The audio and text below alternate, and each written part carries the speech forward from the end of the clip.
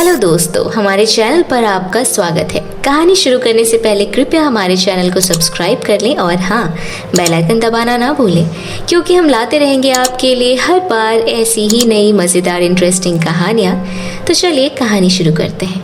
एक बार की बात है, शिवानी अपने मोटापे से बहुत परेशान थी।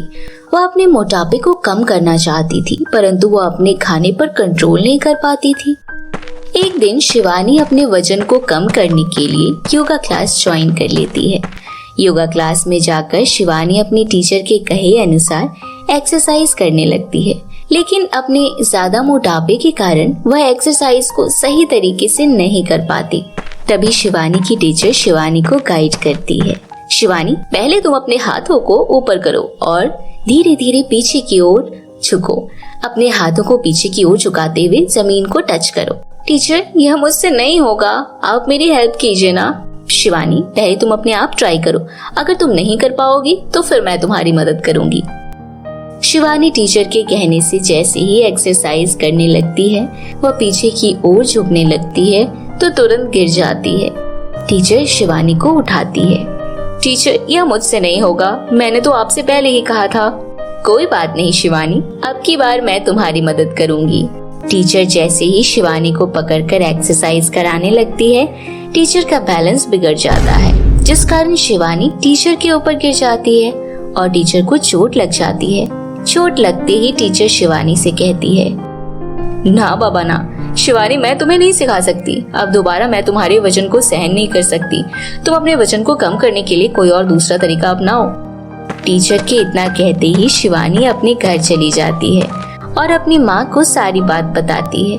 कोई बात नहीं बेटा, तुम इस बात से निराश मत हो, एक ना एक दिन तुम जरूर पतली हो जाओगी।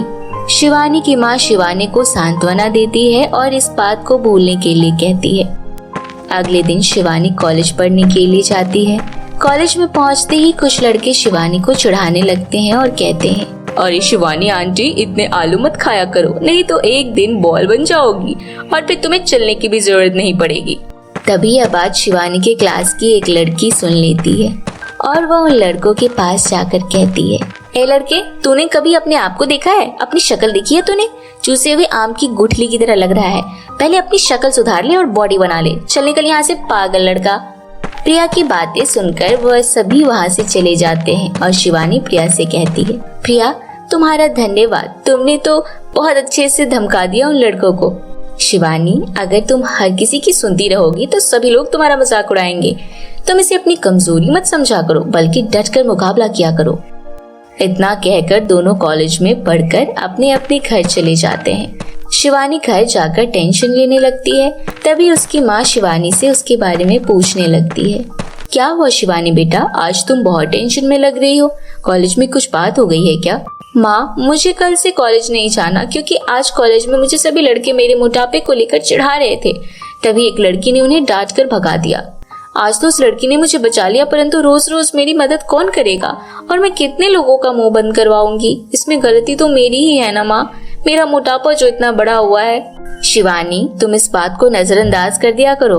तुम अगर इतनी टेंशन लोगी तो बीमार पड़ जाओगी। मुझे आज पार्टी में जाना है, तुम भी जल्दी से तैयार हो जाओ और सुंदर से कपड़े पहन लो।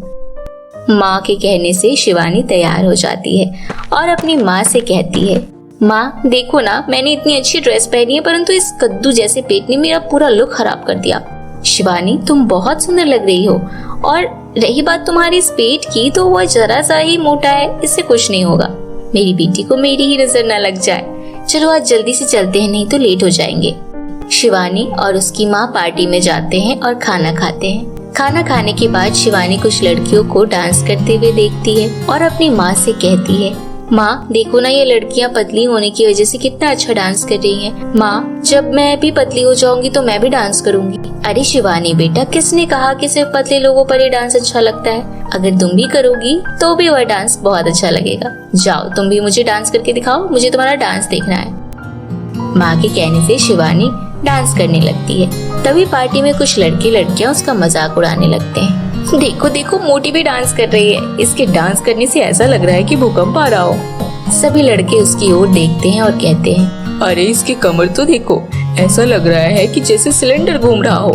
यह सुनकर शिवानी अपना डांस बंद कर देती है और तभी सुनील नाम का एक लड़का वहाँ आता है और शिवानी से कहता है, शिवानी, तुम तो बहुत अच्छा डांस करती हो। अगर तुम प्रैक्टिस करोगी तो और भी अच्छा कर सकती हो। शिवानी, क्या तुम मुझसे शादी करोगी? शिवानी शादी के लिए हाँ कर देती है और वह दोनों शादी के लिए मान जाते हैं।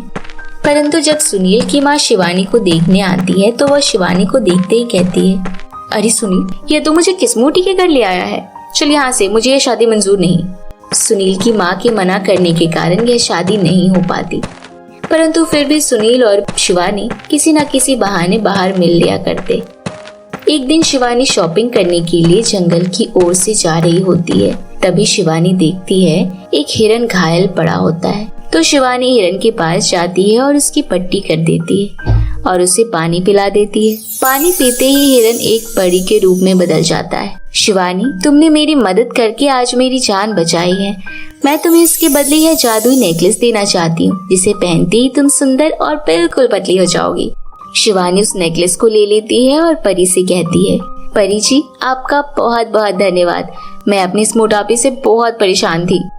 शिवानी उस नेकलेस को पहन लेती है और उसे पहनते ही वह एक सुंदर लड़की के रूप में बदल जाती है और वह देखते ही कि वह सचमुच पतली हो गई है। शिवानी बहुत खुश होती है और अपने घर चली जाती है। घर पहुंचते ही शिवानी की माँ शिवानी को देख हैरान रह जाती है और वह शिवानी से इस चमत्कार के बारे में पूछती है। शिवानी अपनी माँ को सारी बात बताती है। यह सुनकर शिवानी की माँ भी बहुत खुश होती है और शिवानी अगले दिन सुनील को कहती है, सुनील, अब तो मैं बहुत पतली और सुंदर हो गई हूँ। मैं चाहती हूँ कि तुम एक बार फिर अपनी माँ को मेरे घर रिश्ते की बात करने के लिए ले आओ। हाँ शिवानी, मुझे लगता है कि अब माँ हमारी बात मान लेंगी और हमारी शादी भी करवा देंगी। सुनील शाम को अपनी माँ को लेकर आता है। सुनील की माँ शिवानी को देखकर शादी के लिए हाँ कर देती है और अंत में दोनों की हंसी खुशी शादी हो जाती है। तो मेरे प्यारे दोस्तों, कैसी लगी आपको हमारी यह कहानी? हमें कमेंट करके जरूर बताएं। अगर आपको हमारी यह कहानी अच्छी लगी हो तो इसे अपने दोस्तों के साथ भी शेयर करें और ऐसी ही नई इंटरेस्टिंग हिंदी कहानियाँ देखने के लिए हमारे चैनल को सब्सक्राइब करें। तो फिर मिलती हूँ आपसे एक नई कहानी के साथ। तब तक के लिए बाय बाय दोस्तों।